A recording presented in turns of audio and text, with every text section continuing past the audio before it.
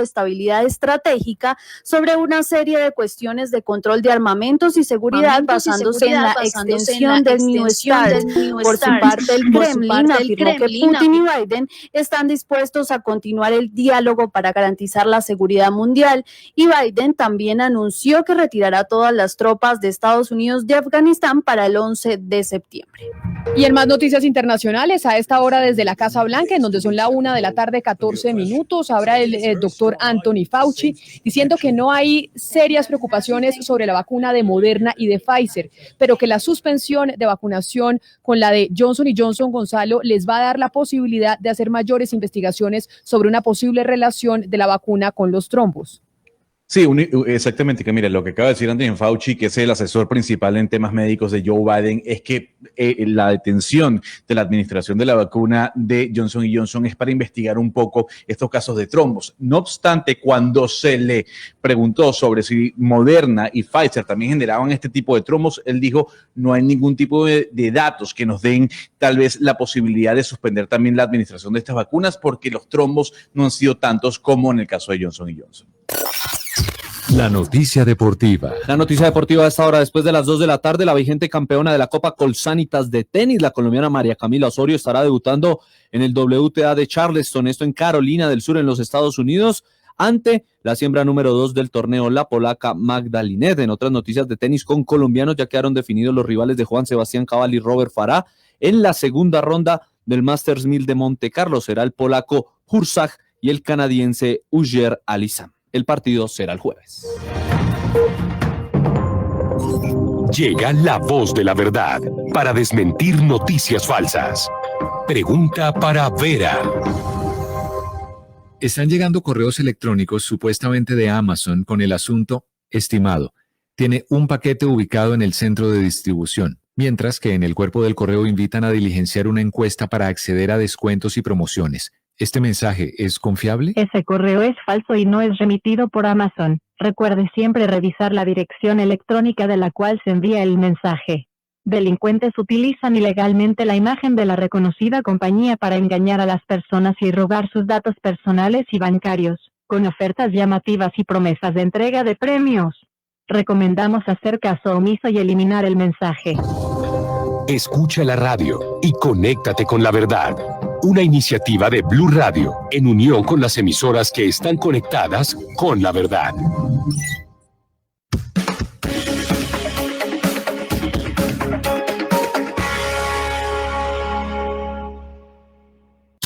Una señal que se enlaza. Regiones conectadas a través de un dial. A partir de este momento, Óscar Montes, Ana Cristina Restrepo, Hugo Mario Palomar, Valeria Santos, Gonzalo Lázari y Camila Zuluaga analizan y debaten el tema del día. Colombia está al aire.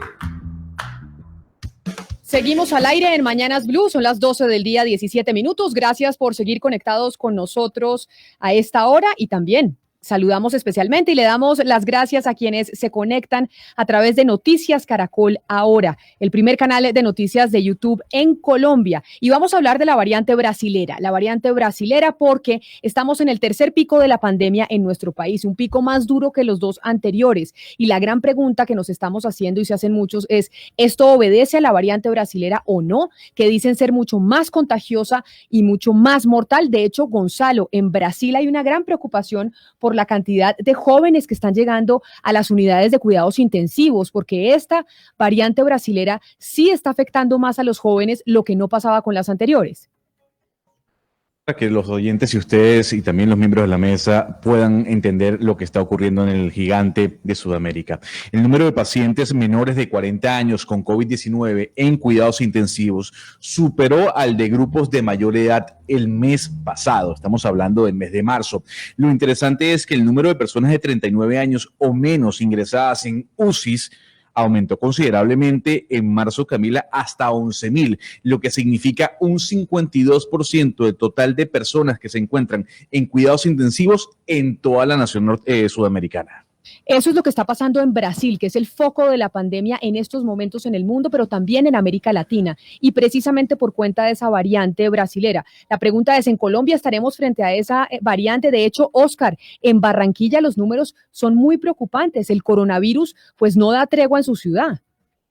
Camila, mire, le quiero contar nomás la cifra del mes de abril. Lo que va en estos 13 días del mes de abril, hay nuevos contagios, 23.931 nuevos contagios y 446 fallecimientos.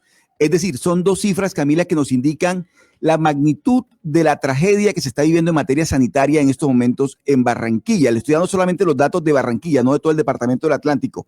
Le repito, 23.931 nuevos casos de contagiados de coronavirus en la ciudad. Y eso es lo que lleva a preguntarse si estamos frente a la variante brasilera y si esto es lo que está generando el aumento de los contagios y de los casos. Hugo Mario, pero Cali no se queda atrás. Camila, sigue aumentando la cifra de contagios en la ciudad de Cali. Se están reportando cada día más de 800 casos positivos. El día anterior fueron 835 nuevos casos. La ciudad ya superó los 154.000 contagiados, ya muchos de ellos recuperados. La ocupación de camas en unidades de cuidados intensivos en Cali está en el 88.1%, Camila. Se aproxima Cali al 90% de ocupación en UCI y la situación en el resto del departamento pues no es mejor. También aumentan los contagios. Más de 1.000 casos en promedio diarios se están registrando en todo el departamento del Valle del Cauca, Camila. Pues vámonos para Brasil para entender cómo es este tema de la cepa brasilera, de la variante brasilera, y si podríamos nosotros estar enfrentando la variante brasilera en nuestro país. Está en la línea José David Urbáez, que es infectólogo venezolano, pero además es el director de la Sociedad de Infectología en el Distrito Federal de Brasil. Doctor Urbáez, bienvenido a Mañanas Blue, gracias por estar con nosotros. Buenas tardes, ¿cómo le va, Camila? Pues doctor Urbáez, nosotros preocupados porque en Colombia se están aumentando los contagios y entendemos que la variante brasilera es mucho más contagiosa, más mortífera y sí ataca a la gente joven. ¿Usted nos podría explicar para los oyentes que no conocen muy bien del tema esta variante brasilera, cómo es a diferencia de las otras? ¿Sabe una cosa, Camila? La epidemiología es una cuestión mucho más amplia que nosotros reducir un fenómeno solamente a la presencia de un cambio biológico en un virus. Entonces, para entender bien esa situación y tal vez para que ustedes estén más claros de cómo es que una variante se produce, es muy importante que sepan que cuando tú tienes un virus al cual no se le da ningún tipo de dispositivo de control, tú permites que ese virus circule en gran cantidad. Eso significa que cuando tú haces las cuentas, nosotros tendríamos una circulación que tiende a ser infinita, porque no hubo ningún tipo de medida potente. Cuando es un tipo de medida potente, es un tipo de medida que restrinja la circulación de las personas, porque los virus no caminan solos, los virus no son ni seres vivos. A partir de esa multiplicación muy grande, ¿qué es lo que pasa? Un proceso evolutivo natural. El virus va a encontrar alguna combinación en su estructura que le permite tener mucha más eficacia, mucha más eficiencia en aquello que le interesa al virus, que es la transmisión. Entonces, el primer motivo de la aparición de una variante y que esa variante sea más eficiente es que no haya ningún tipo de medida de control. No es una casualidad que tú no hayas oído ningún tipo de variante ni en Corea del Sur, ni en Taiwán, ni en Vietnam, ni en China. ¿Por qué? Ni en Nueva Zelanda. Porque si apareció por cuenta de un proceso natural alguna mutación que le daba ventaja a ese virus no consiguió encajarse en el ciclo de replicación simplemente porque las medidas son tan eficientes que no deja que las personas que desarrollan esa mutación en su virus vayan a contagiar otra y así sucesivamente el virus encuentre un camino donde claramente él va a ser el virus que domine después que acontezca todo ese proceso. Entonces, lo que ustedes están viendo ahora es, después de tener una circulación muy grande, claro que el virus que tiene esa ventaja acaba siendo el virus dominante. Cuando el virus dominante se coloca como el virus que está circulando, lógicamente nosotros vamos a tener cuadros mucho más serios. ¿Por qué? porque el potencial, vamos solamente por un ejemplo, si el virus salvaje se transmitía para 10 personas, ese virus mutante se va a transmitir para 100, para 200 personas. Pero permítame, profesor Urbáez, yo lo interrumpo porque es que sobre eso que usted está diciendo, quiero saludar a Juan David Ramírez, que es otro de nuestros invitados el día de hoy para hablar precisamente de la variante brasilera del coronavirus. Él es el director del Centro de Investigaciones en Microbiología y Biotecnología de la Universidad del Rosario. Profesor Ramírez, bienvenido. Buenas tardes, Camila. Muchas gracias por la invitación. Profesor Ramírez, frente a lo que nos está diciendo el profesor Urbáez, el epidemiólogo que está precisamente en Brasil en estos momentos y nos explica por qué la variante brasilera se volvió tan contagiosa, se volvió tan potente, porque no se frenó en ningún momento el virus, podríamos decir, o cómo podemos averiguar quién nos dice si la razón por la cual están aumentando los contagios en Colombia y se está creciendo en el número de contagiados en nuestro país, si se debe o no a que ya tenemos esa variante brasilera en nuestro territorio. Bueno, importante enfatizar que lo que dice el doctor Urbáez es correcto, y es que si uno le da la posibilidad al virus de transmitirse, obviamente van a existir cambios en este virus. Desde el mes de enero se ha descrito esta variante brasileña. Esta variante brasileña se caracteriza por que se transmite entre 1.2 y 2.2 veces más rápido, y adicionalmente porque tiene algo llamado escape inmunológico. ¿Qué quiere decir el escape inmunológico? Que si una persona ya le dio COVID y desarrolló defensas contra esa versión del COVID que le dio, si se llega a enfrentar a esta variante brasileña, le puede volver a dar COVID. Entonces hay una alta probabilidad de reinfecciones por esto. En Colombia ya está circulando la variante brasileña. Existen 22 casos reportados en Leticia, en el departamento del Amazonas, y existe un caso en la ciudad de Bogotá. Entonces, el país desde enero ya está siendo impactado por la variante brasileña. ¿Y eso puede tener una relación con el pico que estamos viviendo en este momento, profesor Ramírez? Que ya tenemos la variante brasilera, solo 22 casos reportados en Amazonas y uno en Bogotá, pero puede haber otros que están circulando que no han sido reportados y que pueden estar aumentando el contagio, ¿o eso no se puede decir?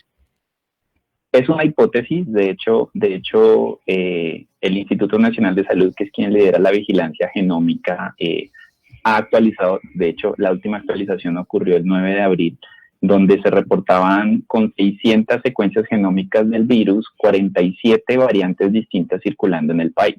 De esas 47 variantes del virus, tenemos de importancia, llamémoslo que dos. La variante brasileña y una variante que está presentando una mutación que está muy asociada a mayor transmisibilidad.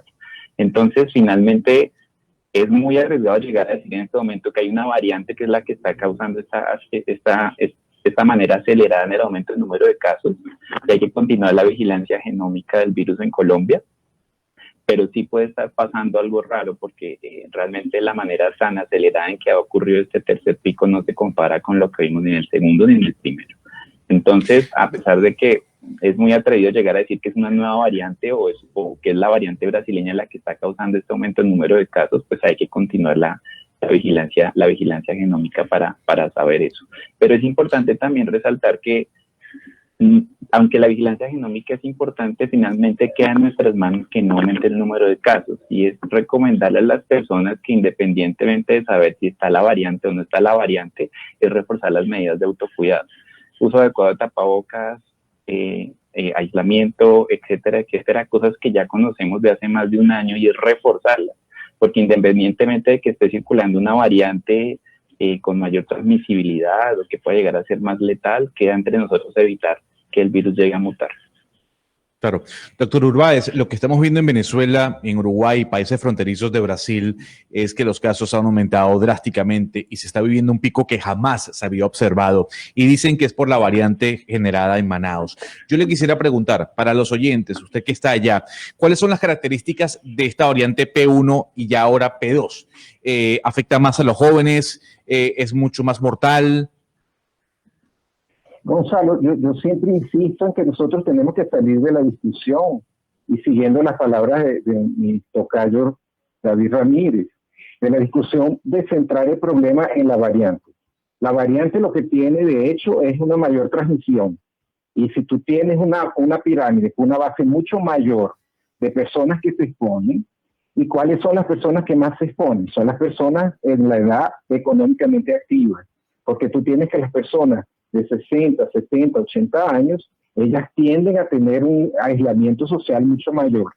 Es claro que cuando tú tienes una base de la pirámide muy, muy, muy grande, ahí quien va a participar son las personas más jóvenes, que son las menores de 60 años, y probablemente con cargas virales más altas, en consecuencia exactamente de esa mayor circulación del virus y probablemente del efecto de la variante brasilera o de cualquier otra variante que Colombia en su vigilancia genómica consiga detectar.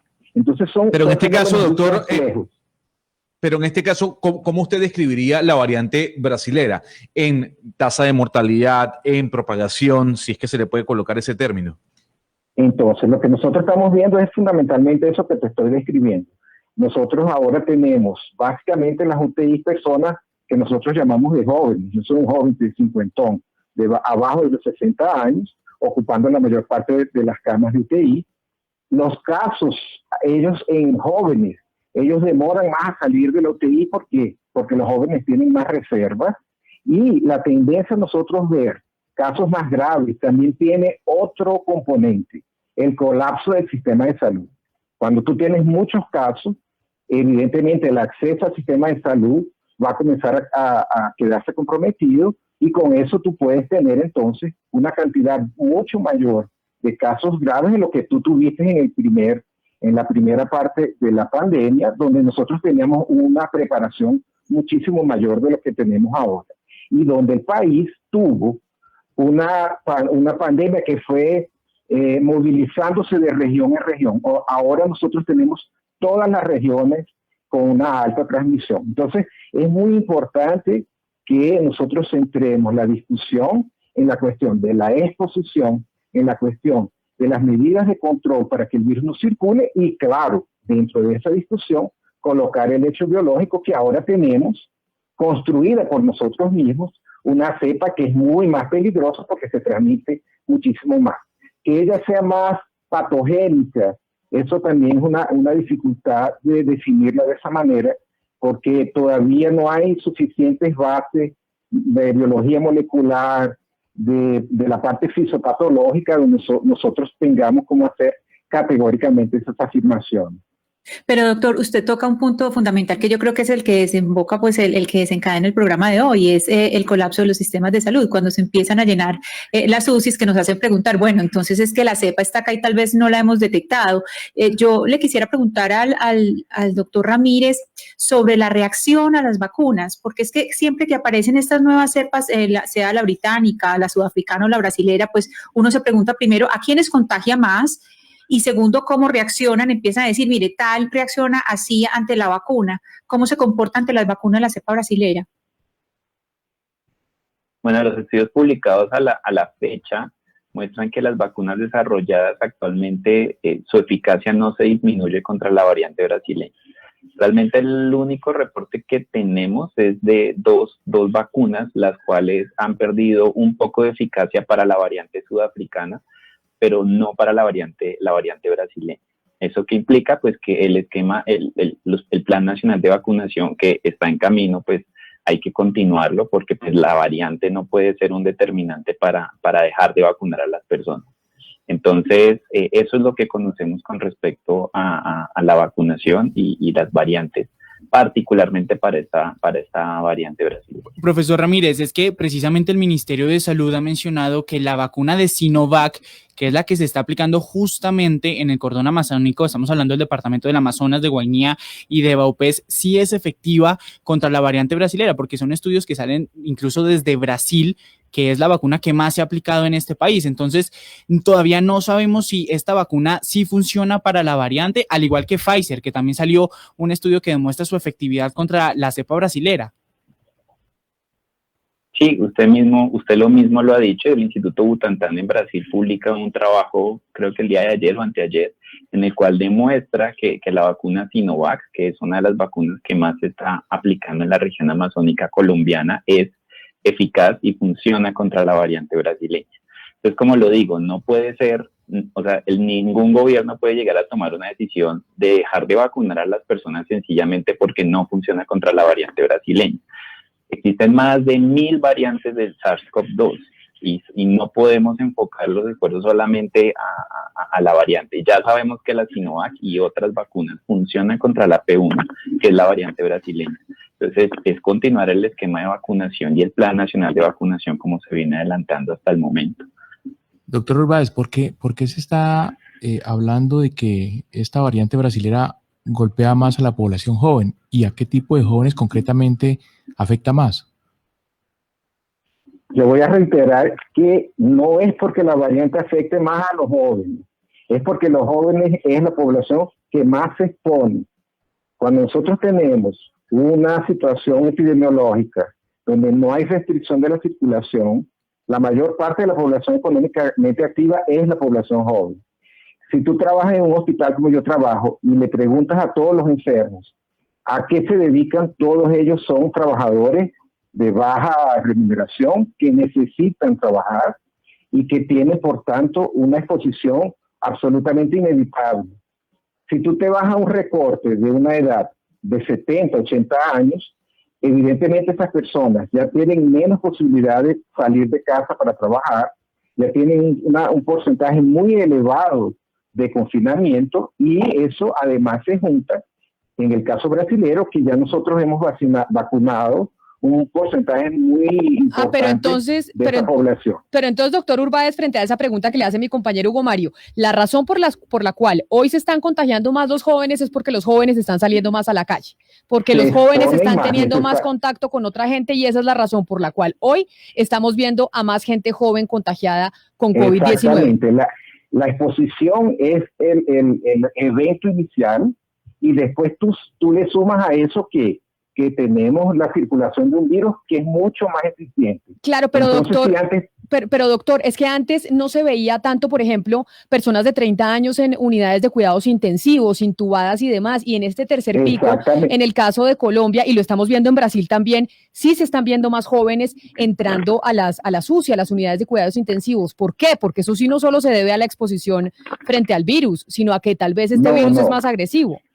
No, Camila, eso es una conclusión complicada de ser llevada adelante, porque lo que pasaba aquí era que las personas antiguamente tenían una exposición a un virus que estaba comenzando a circular. Cuando tú tienes una exposición a un virus que está comenzando a circular, él necesariamente va a atacar con mucha fuerza las personas más vulnerables que van a acabar desarrollando los casos graves. Cuando tú tienes una exposición generalizada, que no era el caso del inicio de la pandemia, porque en todos los países hubo dispositivos de restricción importante de la circulación.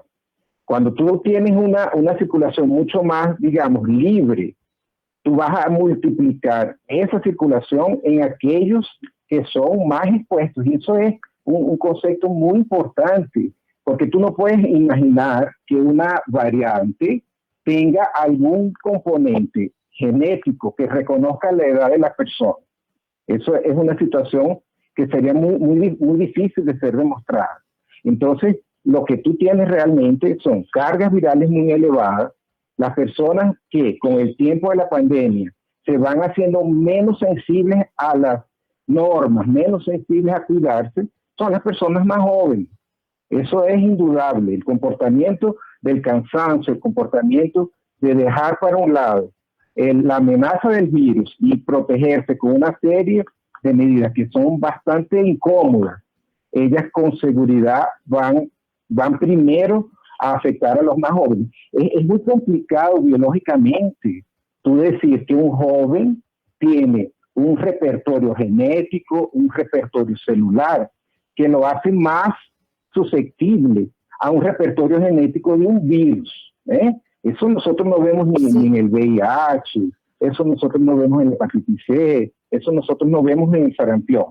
El sarampión es una enfermedad de más de los niños porque los niños se exponen mucho más a las secreciones respiratorias y estaban menos vacunados. Ahora son los adultos porque los adultos no tienen la respuesta inmunológica sustentada hasta la edad adulta. Entonces, en la epidemiología es muy importante comportamiento y exposición antes de nosotros aprofundarnos en la parte de la biología del agente infeccioso. Pero mire, más allá de la biología del agente infeccioso, yo estoy de acuerdo con que pues es imposible decir o determinar que un virus va a atacar más a una genética que a otra. Sí estamos hablando de que pues hay variantes que son más fuertes, es decir, que obviamente lo que estamos viendo ahorita es que como es más fuerte, pues ataca al sistema de los jóvenes aún más que las variantes anteriores. Yo por eso le quiero preguntar al doctor Ramírez si usted está de acuerdo con que de pronto estas variantes no es que ataquen a los jóvenes versus a los viejos, sino que como son más fuertes, sí pueden deteriorar muchísimo más rápido la salud de cualquiera. Bueno, así como lo mencionaba el doctor Urbáez, realmente la severidad de la infección por COVID es un evento multifactorial. ¿Qué quiere decir que es un evento multifactorial? Depende de las mutaciones que tenga el virus en partes específicas que lo hacen más afín a la célula cuando la va a infectar. También va a depender de la genética de la persona, de la edad de la persona, del estado inmunológico de la persona. Es un evento multifactorial. Sin embargo, a pesar de que es un evento multifactorial, el único estudio que existe en la actualidad que asocia una variante con mayor letalidad fue publicado hace un par de meses para la variante británica. La variante británica llamada como B117, en la cual sí se demuestra que esta variante es de 50 a 58% más letal que las demás variantes. Pero este tipo de estudios aún no lo tenemos para la variante brasileña. Entonces, finalmente lo que tenemos que esperar es encaminar estudios y particularmente en toda la región panamazónica, que es la que está siendo afectada por esta variante, de mirar si puede llegar a ser más letal o no puede llegar a ser más letal. Sin embargo, hay que enfatizar que la severidad de la enfermedad va a ser asociado a un evento multifactorial. Son muchísimos factores de la persona, edad de la persona, nutrición de la persona, las mutaciones que tenga el virus, etcétera, etcétera. Pero entonces, doctor Ramírez, usted nos dice que no hay estudios que comprueben que la P1 es más mortal, pero ¿hay estudios que comprueben que sí es más contagiosa? Sí, que es más contagiosa, sí hay un estudio de Nuno Faria, que es un virólogo muy importante de la Universidad de Oxford, el cual ya ha publicado un trabajo en el cual sí se demuestra que es de 1.2 a 2.2 veces más contagiosa que las otras variantes del virus y que adicionalmente tiene hasta un 60% de este escape inmunológico que les hablaba, que es escape inmunológico que si uno ya le dio COVID, pues esas defensas no le van a servir para esta variante brasileña. Pero mire que yo escuchando al doctor Urbáez, me queda una inquietud, doctor Urbáez, tiene que ver básicamente con el modelo de aplicación del Plan Nacional de Vacunación, en el caso colombiano. Se decidió por parte del gobierno nacional que primero se iban a vacunar a aquella población más vulnerable, los de 80 años y luego los de 70, luego los de 60 y así. Pero dada la circunstancia que estamos viviendo actualmente, doctor Urbáez, en Colombia y que está siendo tan afectada esta población laboralmente activa entre los 18 y los 50 años, ¿no cree usted, y por esto se lo voy a preguntar, que sería recomendable comenzar a vacunar de inmediato a esta población laboralmente activa que se han convertido en vectores transmisores del virus en sus casas? ¿O esa aplicación de ese modelo en este momento ya no sería tan eficaz y tan efectivo? Me parece extraordinaria tu pregunta porque ese es el gran debate que hay entre infectólogos y epidemiólogos ahora. Es nosotros mapear realmente, si tú te pones a ver aquí, quién está en la UTI son jóvenes y jóvenes de áreas muy vulnerables. Entonces siempre la interrogación será que tendríamos que vacunar las personas de edad primero y las personas con comorbilidades, o será que en la realidad tenemos que vacunar a las personas que están sufriendo con la epidemia y que están manteniendo la circulación de la epidemia. Yo soy de la opinión que nosotros tenemos que mudar y que rediscutir ese plan, que el plan de Colombia es igual al plan aquí en Brasil, probablemente es el plan que se hace en todas las Américas y que es un plan que ve mucho la situación epidemiológica del hemisferio norte. Pero existe un grupo bien grande de epidemiólogos, inclusive en los Estados Unidos, que propone que esa visión de riesgo tiene que mudar, tiene que cambiar exactamente a eso que usted acaba de afirmar. Tenemos que focalizar en los nichos de transmisión, tenemos que focalizar en las poblaciones más expuestas, que son las poblaciones que ahora están simbólicamente representadas en casos graves en las UTI. Entonces es un debate muy, muy pertinente y que en mi opinión tendría sí necesariamente que cambiar el foco para esas poblaciones, como usted mismo acaba de afirmar en su pregunta. Yo quiero empezar por el profesor Ramírez, pero quiero preguntárselo a los dos, porque ustedes han dicho, y usted también ha comentado, profesor Ramírez, que el hecho de la carga viral que tiene esta nueva cepa del coronavirus, esta nueva variante que es la variable brasilera, pues depende de que sea mucho más fuerte a la hora de atacar un organismo, depende de cada persona, de cuáles son las comorbilidades, que también está su alimentación, etcétera, etcétera. ¿Cuáles son entonces las medidas que deben tomar los ciudadanos frente a la circulación de esta nueva cepa? ¿Las mismas que hemos venido tomado siempre o hay algo adicional que debamos hacer? Esa es una excelente pregunta y creo que es el momento para concientizar a las personas que, independientemente de la variante que esté circulando, sea brasileña, británica, sudafricana o que surja una variante colombiana, las medidas son las mismas y es reforzar las medidas que hemos aprendido desde hace más de un año.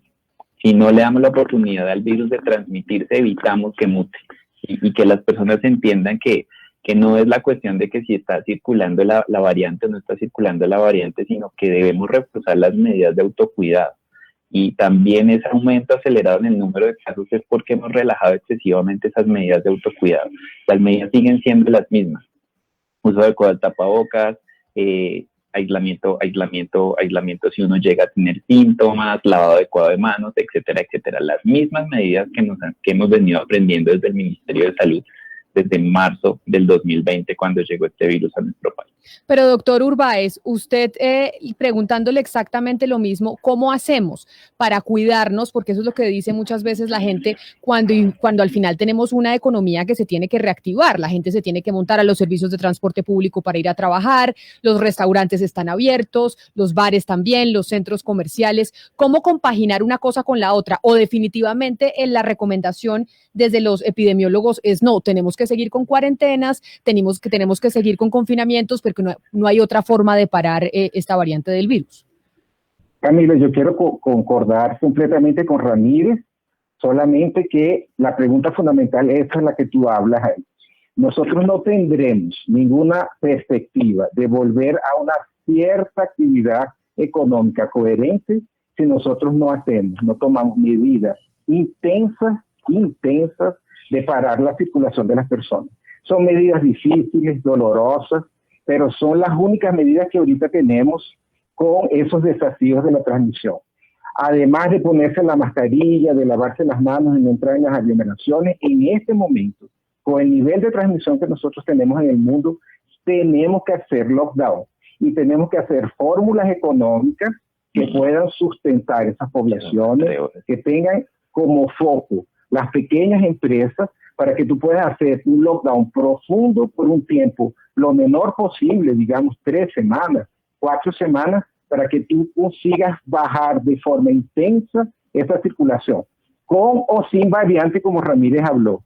Eso es el foco fundamental de lo que nosotros tenemos como herramientas de control en este momento, porque la vacuna no es una herramienta de control ahora, el cuantitativo es muy pequeño, la velocidad de vacunación es muy pequeña, y para nosotros alcanzar el virus, nosotros tendríamos que vacunar en las Américas y en el mundo todo más de millones y millones de personas por día.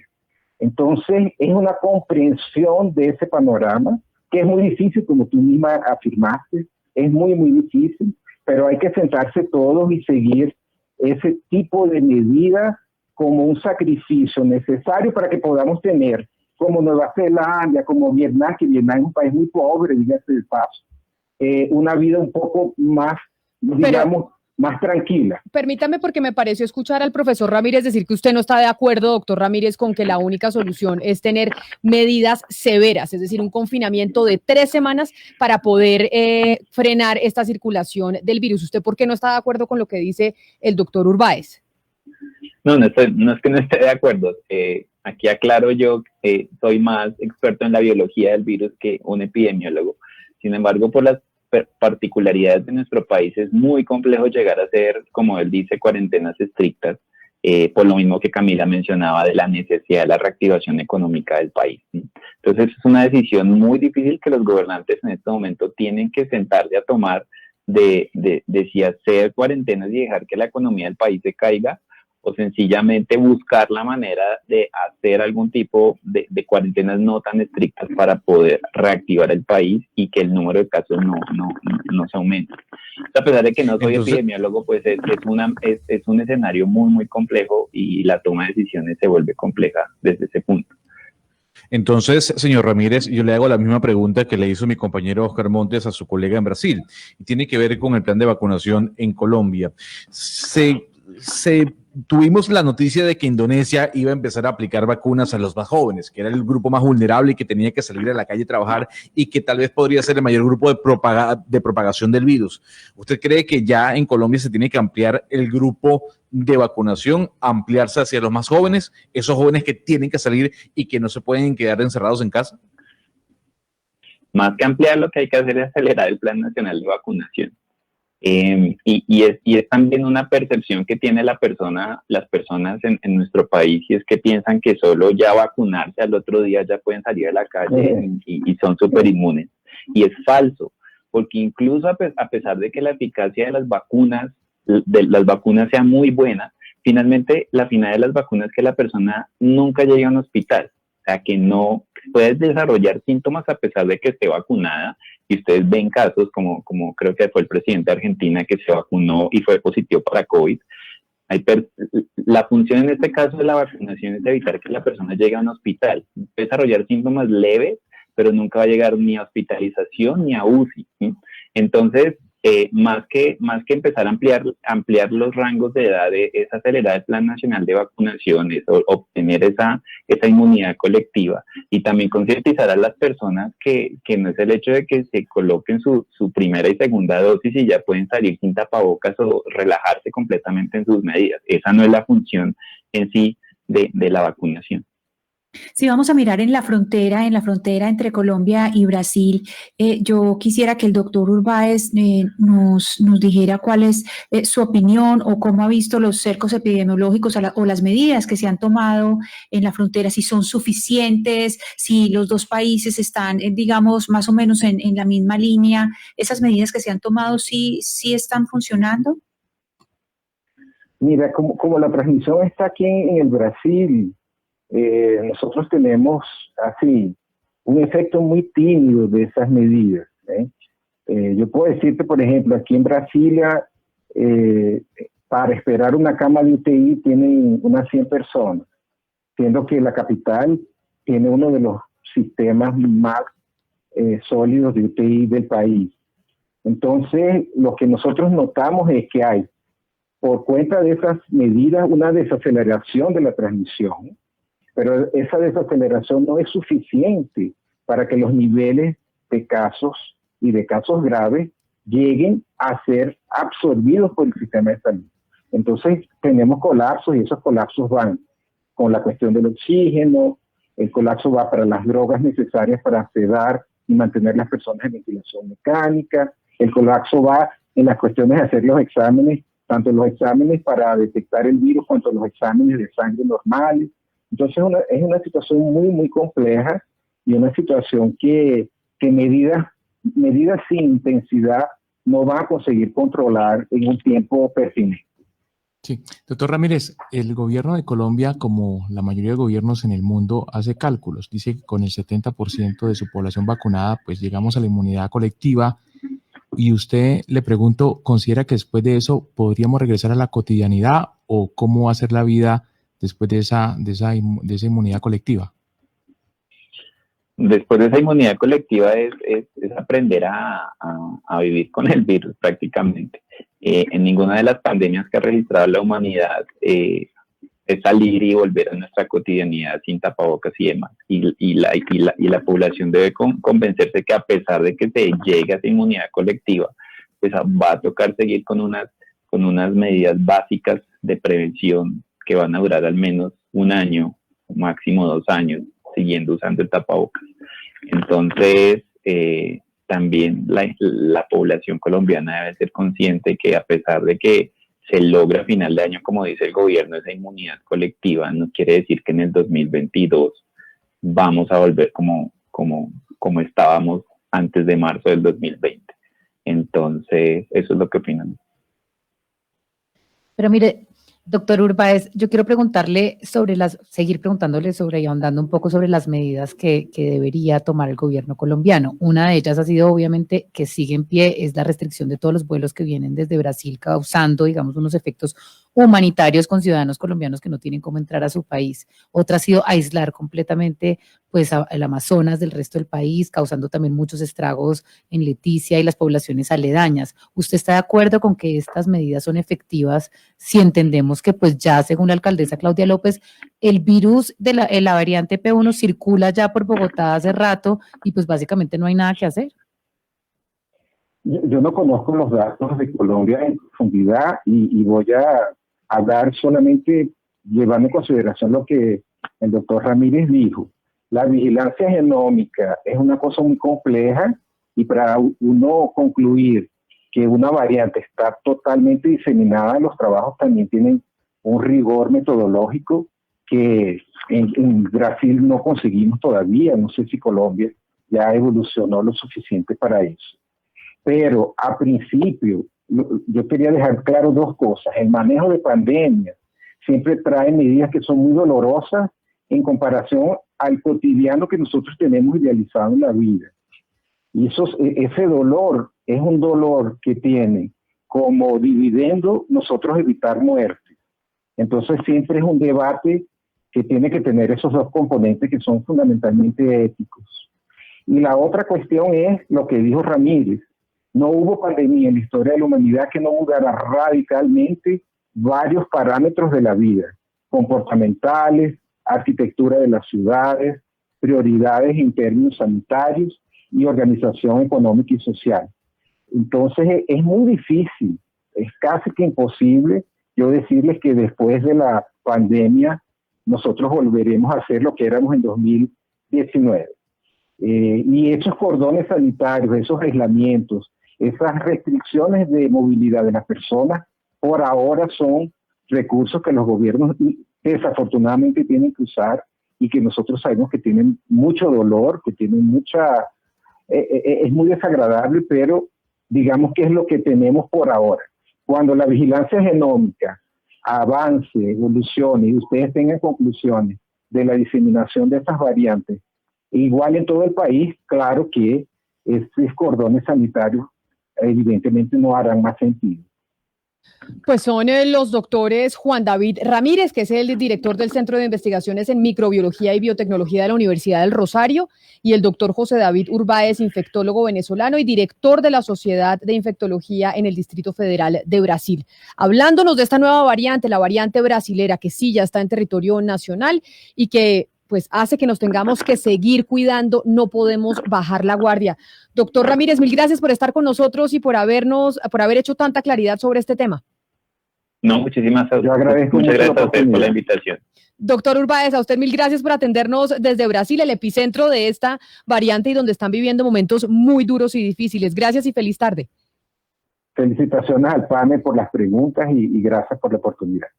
Y lo que no debemos olvidar, Ana Cristina, por ejemplo, es que tenemos que seguir cuidándonos, sea la variante que sea, la inglesa, la brasilera, la japonesa, cualquiera. No podemos bajar la guardia porque el virus sigue aquí. Y ahora, como los jóvenes son los que más se están exponiendo, pues precisamente, como le decía el doctor Urbáez, son los primeros en estar ahí al frente del cañón para contagiarse.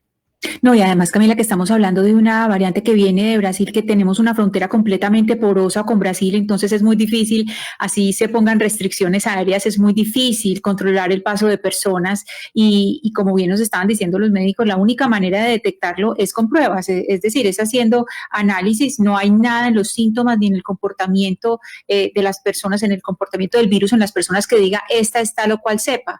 Entonces, la única solución por ahora es que tratemos de cuidarnos y cuidándonos a nosotros también cuidamos a todos en nuestra familia, en nuestro lugar de trabajo. Me siento diciendo lo mismo que decíamos hace un año.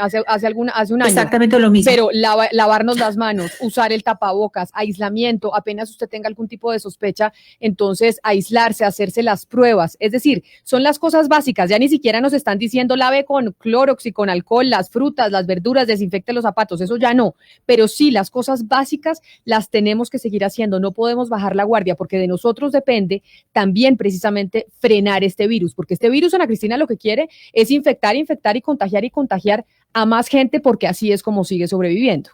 Sí, además hay algo importante, Camila. Ayer circuló mucho un video de una persona que decía: yo me siento mal y mi jefe me dice que aunque me sienta mal tengo que ir a trabajar. Es muy importante que las personas en las empresas, en los lugares de trabajo, estén conscientes que si tienen a alguien que sea de trabajo presencial y que le empiece a decir que está sintiéndose mal, pues que no le pida la incapacidad, es decir, que tenga en cuenta que esos son síntomas y que los debe reportar y que es peligroso que esa persona vaya a trabajar. Fíjese lo que nos dijo los alcaldes, Ana Cristina, y los gobernadores y los mandatarios planifiquen también por lo menos la movilidad de la ciudad para no ver lo que estamos viendo en las aglomeraciones de Transmilenio, que es absurdo que por lo menos no puedan poner los buses que se necesitan y planificar lo que está sucediendo en la ciudad, porque las personas pues obviamente se están contagiando en esos sistemas de transporte masivos. Así es, Valeria y Ana Cristina. Así llegamos nosotros al final de esta emisión de Mañanas Blue, cuando Colombia está al aire, hablando de la variante brasilera. Hay muchos interrogantes alrededor de si ya está aquí. Nos confirman los profesores, sí, ya está aquí en territorio nacional. No es la variante dominante, por eso no nos han hecho el anuncio de parte del Ministerio de Salud, pero no importa cuál sea la variante dominante que está en nuestro territorio. Lo importante es que nos sigamos cuidando. No podemos bajar la guardia porque esto depende de nosotros. Ya llegan nuestros compañeros de Meridiano Blue. A ustedes una feliz tarde.